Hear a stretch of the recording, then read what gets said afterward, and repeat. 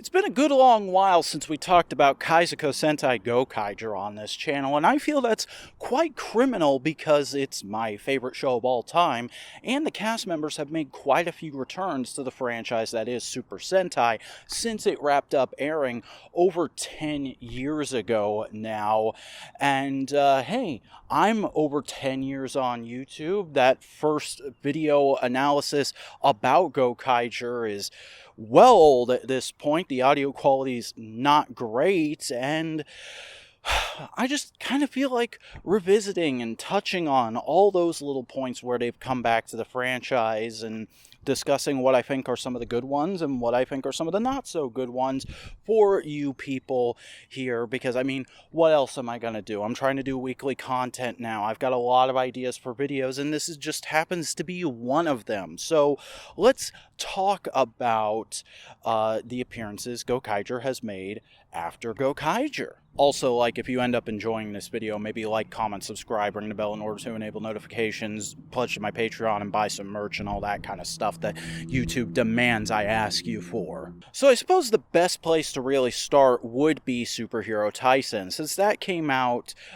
just after Gokaiger and was during a time when those characters were still pretty fresh in everyone's mind. And while the film is certainly not perfect, it's a bit of a bloated mess, honestly, I feel it does a pretty decent job with the Gokaiger characters. Marvelous especially is portrayed really well in this and comes off as one of the most competent Reds of all time, though it kind of does the rest of the team a little dirty, because I don't know about you, but after all those characters went through in the main series, I found it a little bit unbelievable that the cast would ever really lose faith in Marvelous and would not just assume, oh, this is another one of his big master plan scheme things. Which I guess they kind of tried to make up for in Go Busters vs. Gokaiger, but honestly, it doesn't really work in that film either, because the aesthetics of the two shows just clash so hard. I've never really liked that movie. It doesn't even really stick in my mind all that well because of how different the two shows are and how incompatible they are at times, and how they try to compensate for that with a lot of like tropey Sentai movie stuff and cameos. The only real standout moment in that movie for me is the introduction of the Mecha Keys, which is pretty cool, but it was never really used after that, so what is even the point? Which of course brings us to Superhero Taisen Z, which I have a hard time with this movie because it's the first Toku movie that came out new subbed for me as a fan who was watching current. So, a bit of a special place in my heart that way, but also it's very stupid. I'm sorry, but I've just never been able to get past the fact that the impetus for the plot of this movie is that a villain tricks the space sheriffs into thinking Kamen Rider, Wizard, and Beast are interfering with his powers because of their use of magic, when, like, the fucking Magi Rangers have been around for way longer than those two, and their use of magic has never screwed with the space sheriffs. It just makes no sense when you think about the larger universe for more than a couple of seconds, and you can't give the excuse that, well, that doesn't matter because they didn't get any Magi Rangers back for this movie. If you're doing a big crossover of all of Toei's franchises,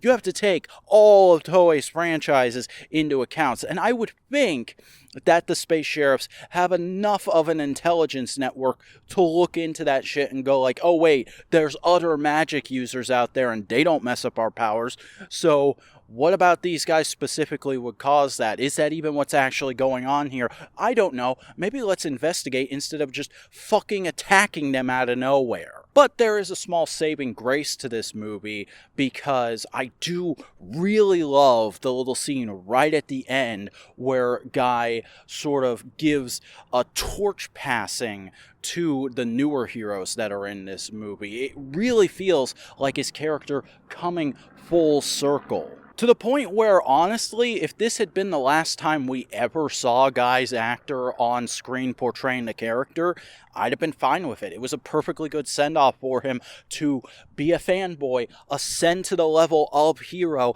and then pass the torch on to a new generation of heroes. That's like a pretty perfect character arc when you look at it from the bullet points. And after that, they kind of went quiet with Gokaiger appearances for a little while. They didn't really show up for the next couple of years of Super Sentai, which is fine. There is such a thing as overexposure. You don't want to constantly be seeing your favorite characters, otherwise then they risk flanderization or just being there so often that you end up taking them for granted, and maybe they're not even your favorites anymore because they're always right there. There's other characters that are just as interesting that you're not seeing as often. So I was fine with not seeing the Gokaigers for a little while, but you can bet I was crazy hype when the news came out that the Gokaigers were coming back for the 1000th overall episode of Super Sentai, which was also going to serve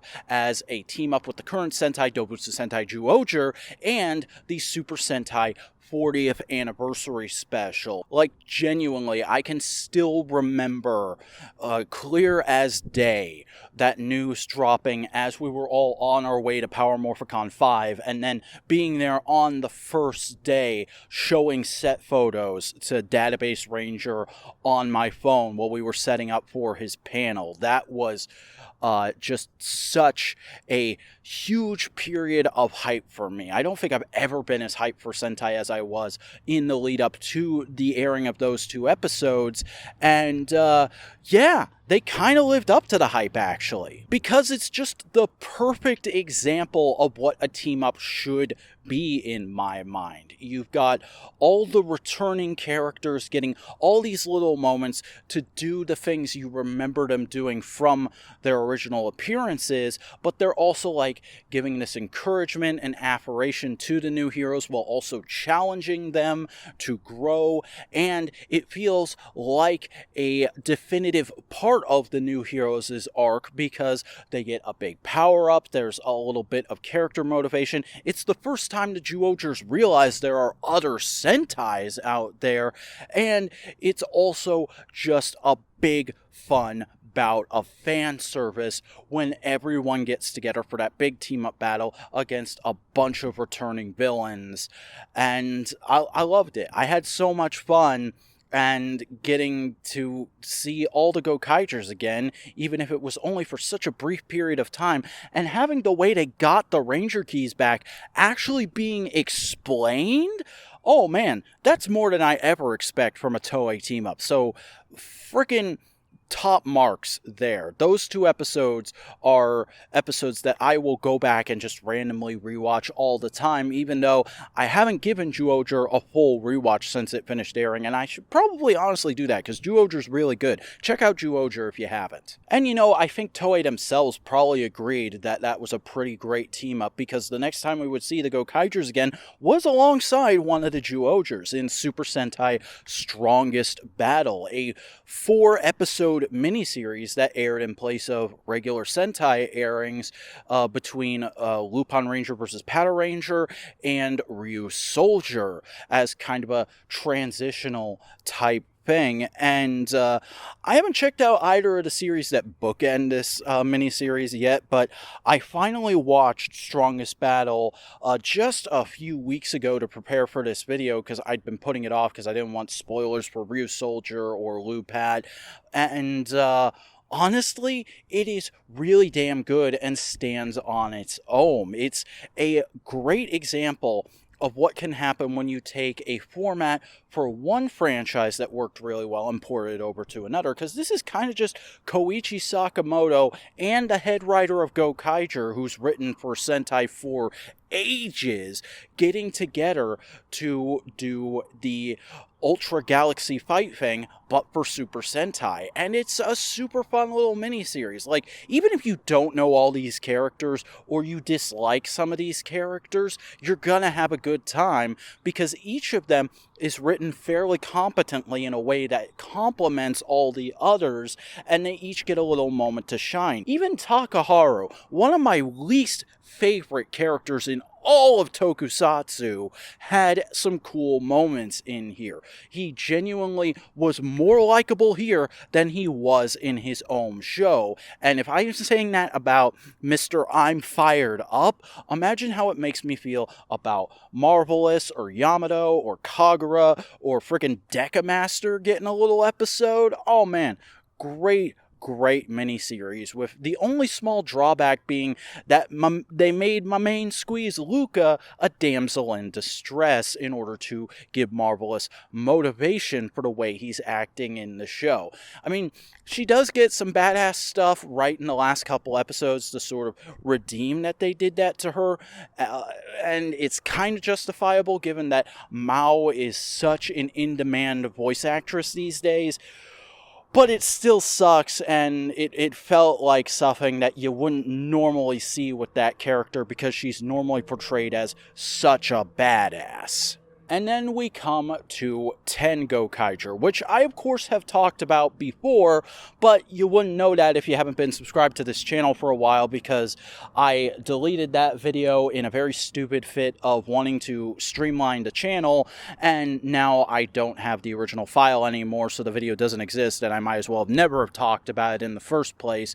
Way to fucking go, Vac. So that's why we're talking about it now, because Ten Gokaiger is fan-fucking-tastic. If you haven't seen it, just stop this video right now, go watch it, and then come back, because it is probably one of the best Sentai movies ever made. I mean, I haven't seen every Sentai movie, but as a hardcore Gokaiger fan, it just did so much for me, because the attention to detail is absolutely astounding in how it perfectly follows up with all of the characters from the show, brings back a lot of actors that they didn't even really need to, like Basco's actor gets a little cameo as a new character. They bring in the guy who voices the Mobirates to do some stuff. They even got back a freaking one-off kid from early, like pre-episode 10 to come in and have a major role in the movie, which was so freaking gratifying. And when they actually revealed who it was, because I think most people, including myself, didn't recognize them because they were so much older now, it was this huge emotional gut punch. And getting to see Marvelous throw their advice back at them in this big, effective way, oh man, I actually teared up. I tear up a little bit every time I watch that scene, because I have actually watched this movie like 4 or 5 times now, which is very unusual with Toku movies for me. This is one movie where I didn't just watch it, go, okay, I've seen that now, delete it off my computer, and then move on with my life. The file has always stayed on my computer, and like every few months since its release, I've been like, you know what?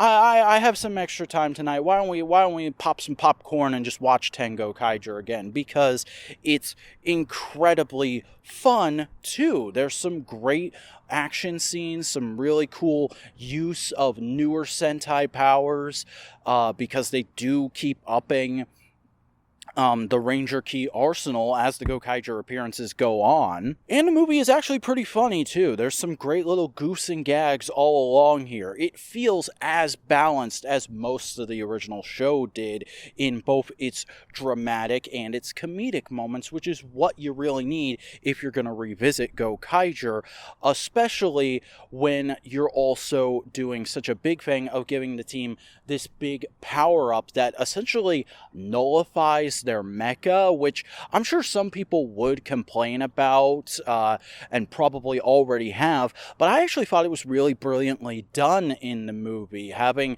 it be this big emotional thing that the villains of this movie destroyed the Gokai Galleon and the other mecha along with it, but then it coming back in the end and being this big power-up for all of them.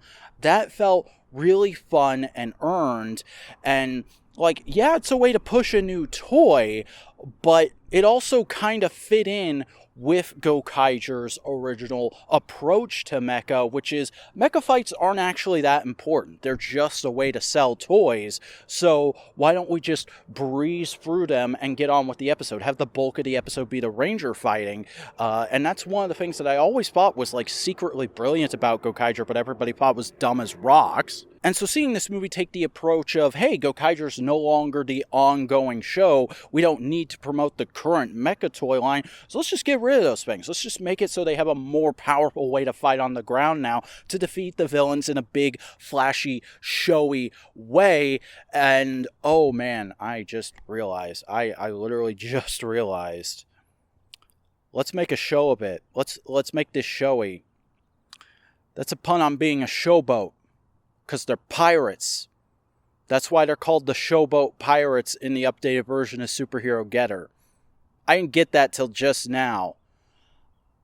I'm a fucking Jesus Christ. But, you know, doing that to obfuscate the mecha out of the Gokaiger's arsenal felt very vindicating to me for somebody who always thought it was smart that they breezed through the mecha fights in that show. You know, I don't like it when toys are completely shoved aside by certain writers, but when you make it more a motif in the show that certain parts of the toys aren't as important as the rest of the arsenal, I feel like it can work. And in Gokaiger it really worked, and here it was a clever way to advance that thematically. Not to mention, the script is just so smart at juggling the fact that they only have limited access to a couple of the cast members now, because Mao and the guy who played Joe, whose name I don't remember off the top of my head, I'll put it on the screen somewhere, they're both very in demand now. Their careers really took off after Gokaiger, so you can only really get them for a couple of days of filming, even if they want to do it,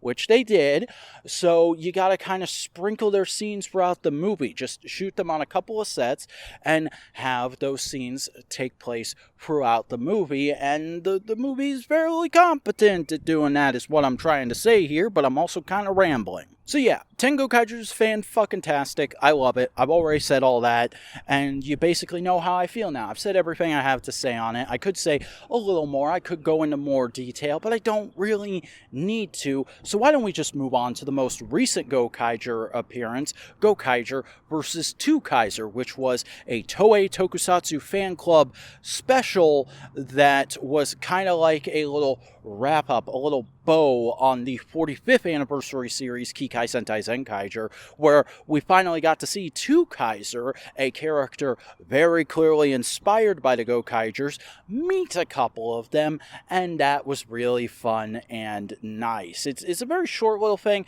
There's not a whole lot going on in it. It's just a simple little team-up. My only real complaint about it is the fact that they did it too early to involve the 2Kai Flint suit from that stage show, even though it obviously would have worked so much better than having her turn into 2Kaiser for the final battle. And, you know, it's just kind of a shame that that suit hasn't cropped up in any official media by this point, because Flint was a great character, and she really deserved to become a hero at some point. I kept predicting that it was going to happen while I was watching Zenkaiger, but, you know, there's still time for them to use the 2Kai Flint suit in some official recorded piece of media that maybe could also air on the Toei Tokusatsu fan club, or maybe is coming to theaters for a limited time soon, and maybe might involve the Sentai that came after Zenkaiger. And what I'm saying is, if that fucking suit isn't in versus Dawn Brothers, I am going to do something. I don't know what. Probably complain on my weekly Tokusatsu podcast that I do with Buster Corp. It's in the cards. You can go listen to it. We're over 100 episodes now. It's good time. We talk about all the latest news and new releases. So if you want to hear my week-to-week thoughts on, I guess whenever the Gokaigers come back again, because you know that's going to happen again sometime, go and follow that, and do all the YouTube things. Like, comment, subscribe, ring the bell in order to enable notifications. Consider pledging to my Patreon. Just $1 a month gets your name in the credits, as well as access to a monthly behind-the-scenes podcast where I talk about what goes into making these videos and all the stupid bullshit that happens in my regular everyday life. I think you'd like that, because hopefully if you're at this point in the video, you've liked hearing me talk about Gokaiger, and I like talking about Gokaiger. I like talking about it a whole lot, so much so that whenever those space pirates show up again, you know I'm going to be back to talk about it. Now that I'm in a weekly format, oh man, I might even friggin' do it the week after their next appearance. You never know. So be sure to subscribe, and remember, you never truly fail until you stop trying. So that's why I'll never stop trying to keep an eye on the horizon for the next appearance of my favorite space pirates. Until next time.